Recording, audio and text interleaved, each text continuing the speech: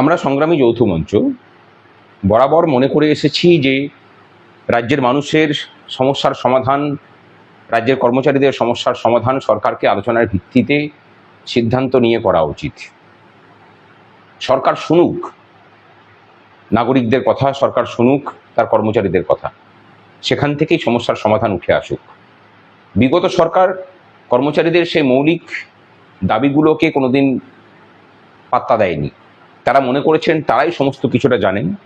জনগণ যেহেতু ভোট দেয় এবং আরও বেশি করে জনগণের ভোটটাকে যেহেতু তারা চুরি করে নিজেদের ক্ষমতাকে পরিপুষ্ট করে এসেছেন, তাই সে ক্ষমতার দম্ভ থেকেই তারা মনে করতেন যে তারা যেটা সিদ্ধান্ত নেবেন সেটাই হচ্ছে আলটিমেট সিদ্ধান্ত।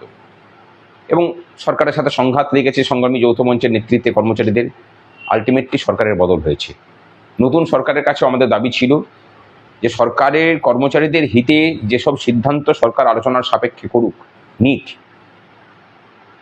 আমরা খুশি যে সরকার আমাদের সেই দাবিকে মান্যতা দিয়ে আগামী 30 তারিখ বেলা 11টার সময় নবান্নের সভাঘরে ডিএ মামলার সুপ্রিম কোর্টে যারা মামলাকারী সংগঠন ছিল, সংগ্রামী যৌথ মঞ্চ সহ আরও 3টে সংগঠন, তাদের প্রতিনিধিদের সাথে তারা বৈঠকে বসবেন এবং সেই বৈঠকের পৌরোহিত্য করবেন মাননীয় মুখ্যমন্ত্রী মহাশয় নিজেই। আমরা আশা করি যে সেই বৈঠকের হাত ধরেই কর্মচারীদের সাথে সরকারের যে মেলবন্ধন, যে একটা হারমোনাইজ সিস্টেম তৈরি হওয়া, সেটা তৈরি হবে এবং শুধু কর্মচারীদের সমস্যার সমাধান নয়, রাজ্যের মানুষের যে সমস্যা, সেই সমস্যার সমাধানের ক্ষেত্রেও কর্মচারীরা গুরুত্বপূর্ণ ইনপুট দিতে পারবেন।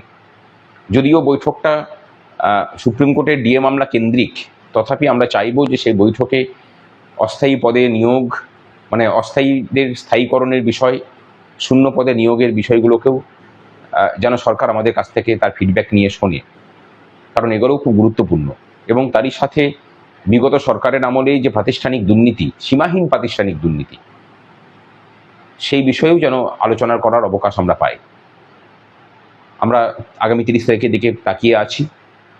কর্মচারীদের কাছে এবং কর্মচারী আন্দোলনের ইতিহাসেও এটা একটা মানে নতুন মাইল ফলকই বলা যায়। দেখা যাক 30 তারিখে কী রেজাল্ট বেরিয়ে আসে।